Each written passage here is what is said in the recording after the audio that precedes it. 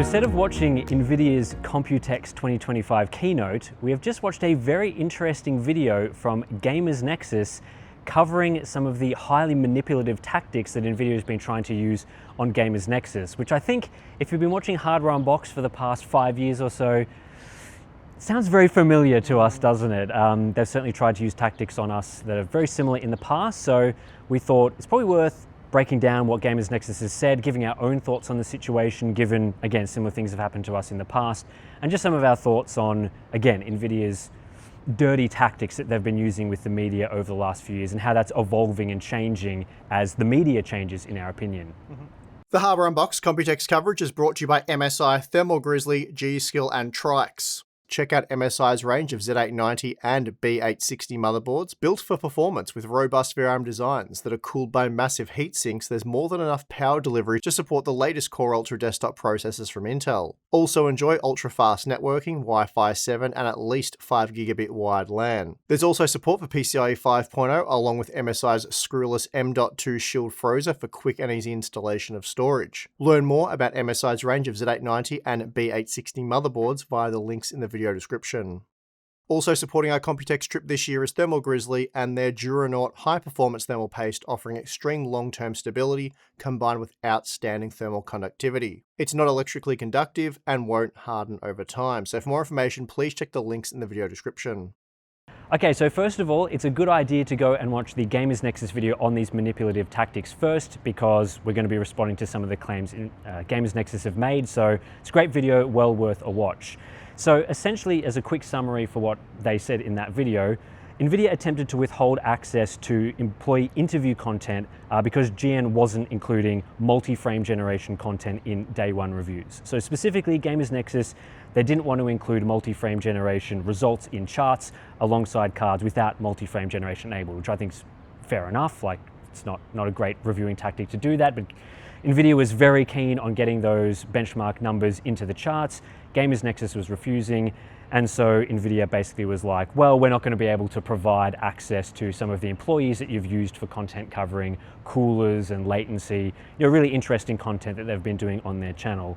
Nexus also was talking about things like, they don't really care if Nvidia's withholding review samples, tactics that they've already tried to use in the past, and this seems to be sort of their latest ploy to get Nexus to fall in line with the Nvidia playbook, the Nvidia narrative, which they've certainly used on us in the past. They've certainly used it on other media. We've seen it with the previews. We would have seen our RTX 5060 video earlier today, that sort of thing. So yeah, there's lots of things to say. So what did you find about the video to begin with? So the thing that shocked me the most about all of this was the fact that Nvidia chose Nexus. Now, I'm not suggesting they're just doing this to Nexus, but the fact they're doing it to Nexus at all, I guess, is what shocked me. Of all the media outlets to really push multi-frame generation down their throat, they wouldn't be on my list.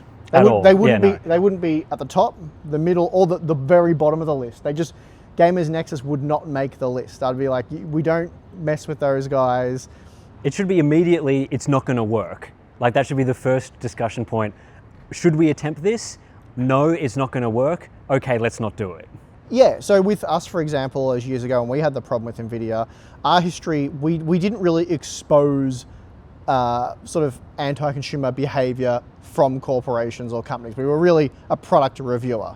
We tried to keep all of that stuff separate. We just focused on the products at hand. We didn't really care if it was an Nvidia product or an AMD product. We were really reviewing the product on its own merit. So that's where we came at it from. So I guess those tactics looked like it might work, but from a media outlet that has really spent a huge chunk of their time advocating for the consumer with more of that pushing back against underhanded tactics from corporations and all that sort of stuff. You guys know the content GN do.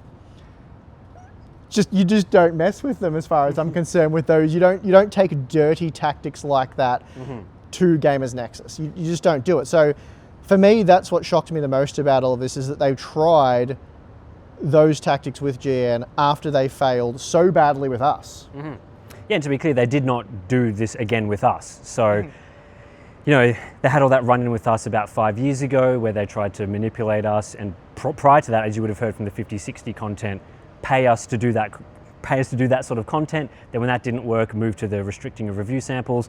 And so beyond that point, they've sort of quietened down. There's no more of this sort of attempting to manipulate reviews in that way. And so if they're going to start bringing those tactics back, you'd be crossing off a couple of review outlets. So Hardware Unboxed, probably don't do that again. That was a huge mistake. Gamers Nexus, oh, they go harder than Hardware Unboxed, cross that name off, but obviously they haven't. Yeah, so I think most people agree it's very surprising and shocking to hear that they've gone after Gamers Nexus and tried to strong arm them and manipulate their content in the way that Steve claims they have, which I'm sure is very accurate. Yeah, I think this really goes back to an evolution of Nvidia's tactics. And we were sort of alluding to this a bit when we were going through some of the preview content that they were doing with past GeForce launches way back to the 30 series.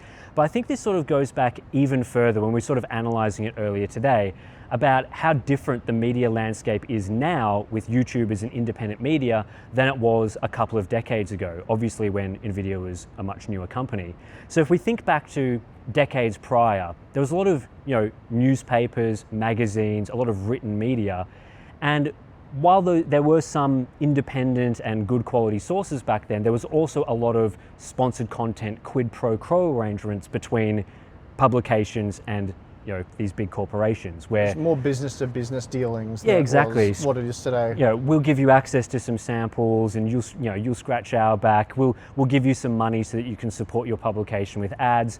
But we'd like some favorable content. That was rife in the industry back then, unfortunately.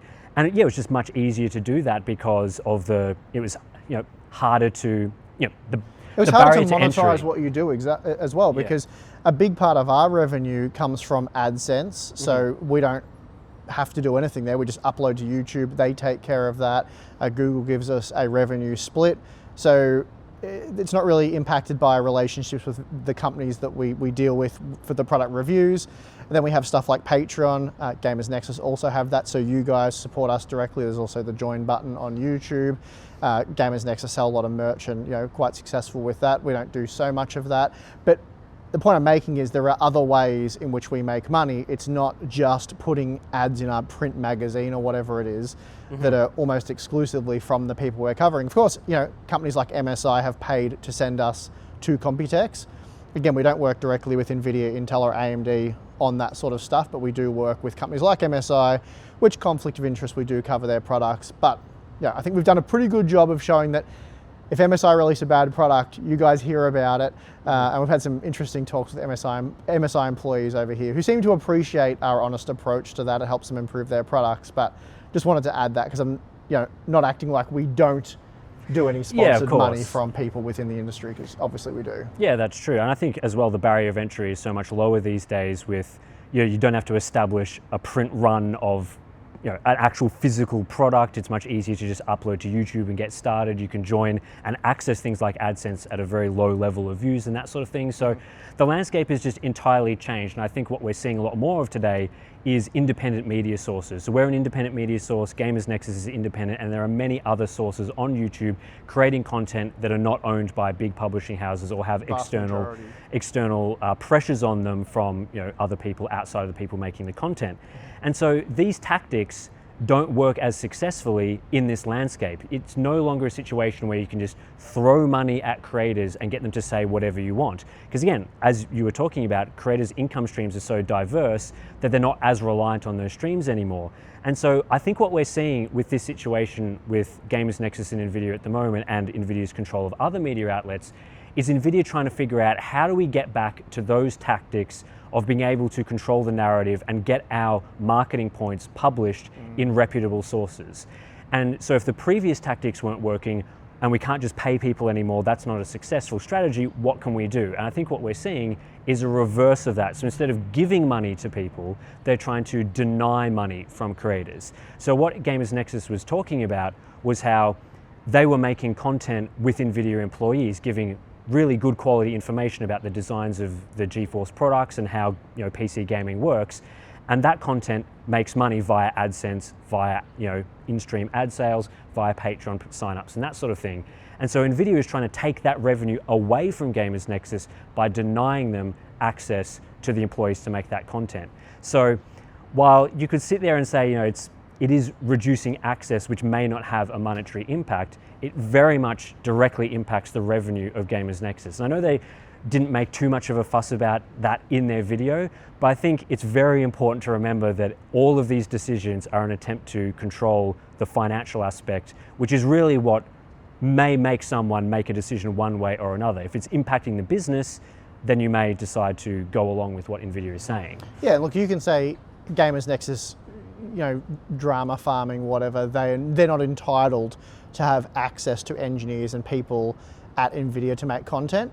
And I think Steve would agree with that entirely. That's not at all, do not confuse what's happening here with that sort of thing, because it's really a thing that has happened and it's been successful and it's benefited both parties, but they're now trying to strong arm Gamers Nexus with that. Like, that nice thing we did for you? You enjoyed that, didn't you? Well, if you would like that to continue, you will do exactly as we say, or there'll be consequences. So that's the problem. There's a big difference between Steve thinking he's entitled to these things moving forward and the way they're going about it. So I think just wanted to make that distinction there, that it's not Steve complaining about not getting enough access to Nvidia engineers for whatever reason. Yeah, and I think this moves into the issues that these tactics can have with creators that are not the size of a Hardware Unboxed or Gamers Nexus channel. Because for us, while it would be great to be able to make highly successful content that gets tons of views, where we can give nice information with Nvidia employees or that sort of thing, in reality, Gamers Nexus makes a lot of videos. We make a lot of videos, we cover a lot of different topics. We're going to be fine. We're going to make some additional revenue sources and cover other things without access to Nvidia products. That's all fine. But if you're using these exact same tactics on a creator of a smaller size, where they might much more heavily rely on either access to employees, or what I think is more likely to happen with smaller creators, access to review hardware, that has a much more significant impact on their revenue streams, especially if they're just starting out. And we point out in the 5060 video that we just did about how expensive it would be to purchase all of the GeForce graphics cards to review if you weren't getting them delivered from Nvidia or their partners. And a bigger picture beyond that, because again, I can see some people commenting going, this is just reviewers complaining about not getting free hardware and so on and so forth. From our perspective, absolutely not it, because as Tim said, we can just afford to buy it anyway. If we have an independent review a few days later, it could be of benefit for us. It impacts the smaller creators more, the guys trying to get a start. But worse than that, forget about reviewers, creators, whatever you want to call them, influencers, forget about those guys. It affects you. It's really bad for you guys, because if Nvidia manages to weed out the hardware unboxers, the Gamers Nexuses, the other smaller creators coming up that don't want to ram multi-frame generation graphs down your throat, they will cultivate an ecosystem of reviewers who will. And so you'll end up with X amount of reviewers from different regions all around the world that collectively create this new sort of Nvidia-friendly review ecosystem that are then parroting Nvidia's points directly to you guys, and we're out of the loop. So that is probably a future they want to try and create. And they're doing, and to be clear, they're doing that through using these tactics with upcoming creators, because it's not going to work with an established creator of the size of Hardware Unboxed or Gamers Nexus. So the idea is, we see channels coming up today, like Daniel Owen is a great example, not an example that would do this sort of Nvidia thing. Very honest guy who wants to do a good job, cares about his viewers. Exactly. So a good example of a great reviewer. Yeah, and he's talked about this situation as well in a video that you should watch on his channel. But basically, Daniel Owen's coming up through the ranks, and there are other creators like Daniel Owen. Now, if Nvidia goes and starts manipulating those sort of creators and does it successfully, then as you start seeing more and more views on those channels, they start getting more popular. Now they're sort of in the back pocket of Nvidia, and they can start controlling the narratives and start making it so that a lot of the content that you're seeing about these products from creators that appear to be quite successful and quite popular have been controlled by Nvidia from the start. And that's a really concerning thing. And I think they have tried this in the past. One of the things that used to work back in the print media days, right, was like flying people out to see events. Like you get this nice, effectively holiday to go see products and that sort of thing. The idea is you'd be so enamored by Nvidia's hospitality that you might be a bit more favorable to create content in their favor. But basically, it's been happening for a while, but I think as we're evolving into this new media landscape with independent creators, they're getting more aggressive with these tactics. They're trying to create this ecosystem. Again, to add to that, so again, MSI, G-Skill, Trix, and Thermal Grizzly have all contributed to bringing us out here. The difference with that is there's no terms and conditions, really. So we're running their ads and that's it. So we're free to talk about their products however we want. We could say negative things about MSI's products if we want to. I'm sure once we get back and if I test some boards and they're bad, we will do so. But there's a massive difference between that sort of transparent sponsorship where we're telling you they're sponsoring our trip, but then there's no other terms and conditions where we're not allowed to do this or we have to do that. That we wouldn't agree to that sort of thing. Whereas with Nvidia, with these previews we saw, there were very clear terms and conditions that they had to abide by in order to get the drivers. So just they're not the same thing. Okay? And the same with the Gamers Nexus thing. There's effectively terms and conditions there. The terms and conditions are you put multi-frame generation in the benchmark charts and we will give you access to Nvidia employees. If you don't do it, you don't get access. And while that may not be as formally written as a preview document like the things that we've seen listed online, it's very much the exact same tactics, the exact same playbook, and we just don't like seeing it from Nvidia. I think as well, this undermines everyone's content, which is one of the key points that Gamers Nexus was making, is that now, as Gamers Nexus pointed out, there's question marks over our content and other people's content because we have made videos about multi-frame generation. And it goes beyond that. It's not just about multi-frame generation. There's now going to be question marks about any Nvidia features or any Nvidia positive content because we're not going to be certain about whether that content was incentivized in some way. So, the reason why we cover features like multi-frame generation is not because we want review samples or because we feel obligated to do so. It's because we want to make sure that you guys, the viewers, have the most accurate information about these features, which are both crucial to the experience in some cases and also heavily marketed. So when they're heavily marketed, we want to make sure that we're covering them, analyzing them, and seeing whether what Nvidia is saying is accurate. And so when we make a multi-frame generation video, that's why we're doing it. But now, with it being revealed that Nvidia is also trying to get multi-frame generation content made, maybe it'll look like we're doing it because we need the 5090 review samples or whatever, which is obviously BS, but it's going to affect those smaller upcoming channels which do not have as much of an established reputation as people that have been on this platform for a long time. So again, if I go back to like a Daniel Owen example, if he comes out now and makes a content piece on multi-frame generation, he's been poisoned by Nvidia trying to manipulate other reviewers.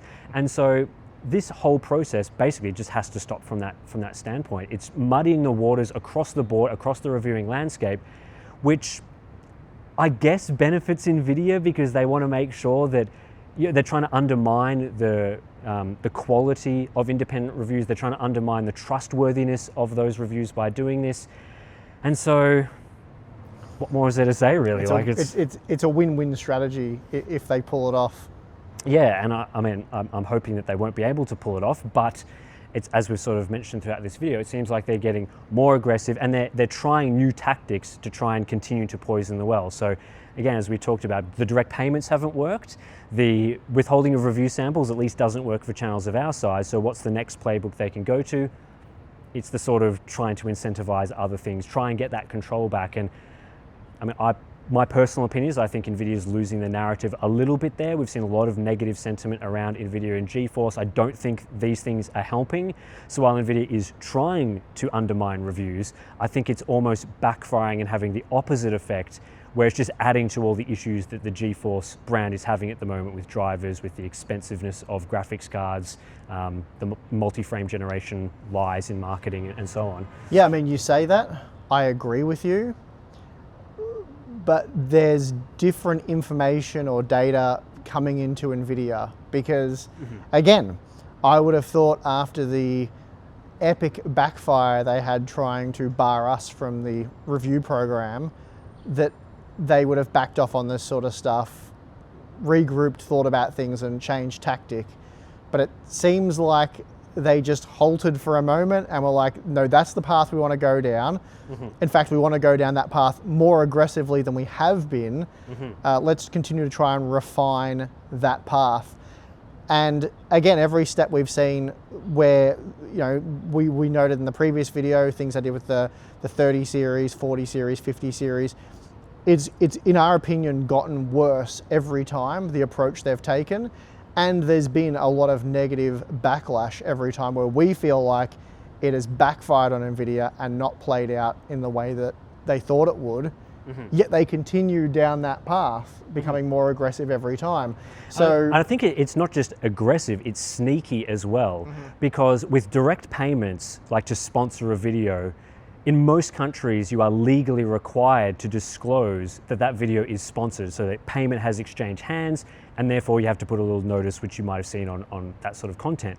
But with the tactics that Nvidia are employing now, there's not necessarily a direct exchanging of money. So with the things that Gamers Nexus was describing, it's more withholding potential revenue by limiting, you know, the sorts of videos that they'd be able to make. So if it turned out that you were making a multi-frame generation video so that you could then gain access to employees, you would not be required to disclose that as a sponsored video because it's not sponsored. It's not paid for by Nvidia, but in effect it still is. It's still the same sort of thing, but it's like kind of a legal grey hole, loophole sort of thing. And so, yeah, as these tactics are sort of evolving and getting more aggressive, they're getting, I guess, harder to detect because again, like you could just easily disclose a paid reviews are like obvious, something we've talked about in the past. They always have a signature. They're things like not being able to show comparison data to other products or direct competitors. You have seen with those previews, there were specific GeForce GPUs that were put in those charts to make the comparisons the most favorable, and they want to make sure they hit all their talking points. But again, like what Gamers Nexus is talking about is essentially Nvidia wanting a very similar review, but with multi-frame generation legitimized in the charts, but not in a sponsored way. And I think that is both aggressive, dirty, underhanded, anti-consumer, and it's just not what we want to see in the industry. yeah, well, you raise a good point throughout this discussion, whether this is actually a plan of Nvidia's all along to undermine the entire review process, all the reviewers out there, and yeah, that's just the play to make it. So, I don't know, it's a bit to think about there now. I don't know what we do about that. Yeah, I think we want to close the video by talking about Nvidia and our relationship with Nvidia, because when we were planning out this video and we were thinking about how do other companies approach these sorts of review programs, it's very clear to us that Nvidia is the most difficult company to work with. I guess the main thing that we've noticed really relates to the videos we make that are more critical of Nvidia's products. So the general consensus that we get from other companies when we produce a review that's not potentially as favorable is that they're kind of somewhat receptive to the negative feedback. So they say things like, okay, we could have improved that, we could work on that. And to be fair, in the examples you're giving, we were much more critical of the, so for example with MSI, we've been much more critical of MSI products in the past, essentially saying they're broken, like what we did with some of their X570 motherboards. Whereas with Nvidia, the examples led to the change your editorial direction. They were largely positive reviews. That's right, it was like RTX 3080, 3070 and 3090 content, which were all strong recommendations from you. So I'm not sure so much about the 3090, but certainly the 3080, 3070 we said was good value at the time. We did have the concerns about the VRAM, but overall positive review. Yeah. And I think that's the problem, is the fact that it isn't just an Nvidia marketing talking point type thing. It is an independent review. There are some criticisms, but overall it was a recommendation. It was a positive review, but that wasn't enough. And I think Steve from Gamers Nexus even talked about that as well. I will, in this video, still give them credit for the things that they've done well. But Nvidia doesn't get that. Nvidia seems to want a concerted push on their narrative, and it always wants more. It is never enough for Nvidia. Yeah, that's right. So generally, like going back to the MSI example that you were talking about, when MSI received that negative feedback, it was all about, okay, we've made some mistakes and we want to improve for the future. We want to learn from this, get better, make sure that our products are better for consumers. And while that is probably one of the most well-handled receptions to negative feedback that we've seen. It's also very typical for companies to either just not really say anything, or sort of like, yeah, okay, so there were some things we could work on, and we'll try and improve that for the future or whatever. Anytime that we've talked to Nvidia and we're sort of talking about features like frame generation, our opinions on it, if there's any criticism or critical analysis of that feature, it's not things like, oh yeah, we'll try and resolve some of the latency and image quality issues, we'll try and make it better.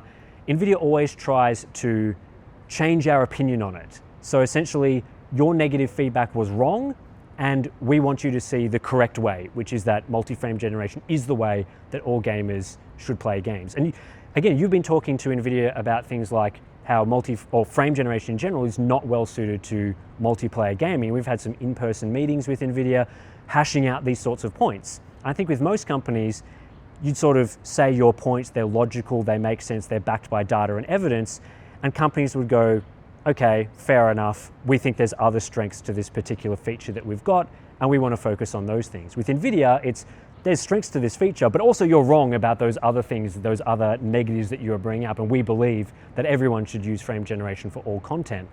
And so that can be an extremely frustrating experience, and I don't want to throw every single Nvidia employee under the bus, because this is not all Nvidia employees, and as Gamers Nexus said in their video, it appears to be a directive that is coming from a very high level at the company. There are Nvidia employees that we get along with really well across many teams. I'd like to think a lot of the Nvidia employees are as frustrated as we are, especially if they are gamers and passionate about PC hardware. I find it hard to believe that members of the GeForce team wouldn't be as frustrated as we are. Yeah, especially once you talk to the engineers that are actually working on the products. Those people, as Gamers Nexus again said in their video, whenever we've met those employees as well, they've been great people, great to talk to, really informative, and just know the product super well. And they're not interested in hashing out our opinions on things like frame generation. Like if I talk to a person on the G-Sync team from the monitor side, there will be absolutely zero discussion about frame generation, because they're interested and I'm interested in talking about G-Sync. But then there are employees where you start talking to them, and they'll be like, oh, I didn't really like your thoughts on frame generation, or back in the day it was ray tracing. Like, we do not believe that your opinion on ray tracing is correct. We think it's wrong, we think you're not understanding things properly, and we want you to change. And at the time, we were extremely resistant to that, because we were basing our thoughts and opinions on those products and features on the evidence at the time. And as with all things, we'll only change our opinion if the evidence changes. So yeah, it's just not something that you see across other companies. And I think as these things get exposed, as Gamers Nexus exposes this and other creators, it does continue to reinforce the opinion that we've sort of held privately, that the way Nvidia operates as a company is difficult, it's hostile to media at times, and is not in line with how other media operates with us. So hopefully if Nvidia watches a video like this potentially will be a bit of a wake-up call for these sorts of things. They have done some things that we've liked in terms of meeting styles, changing up a few of those sorts of things. But yeah, when it comes to disagreements, differences of opinions, our sort of strategy at the moment has just been trying not to talk about those things as much as possible, because it can really get into some quite difficult conversations.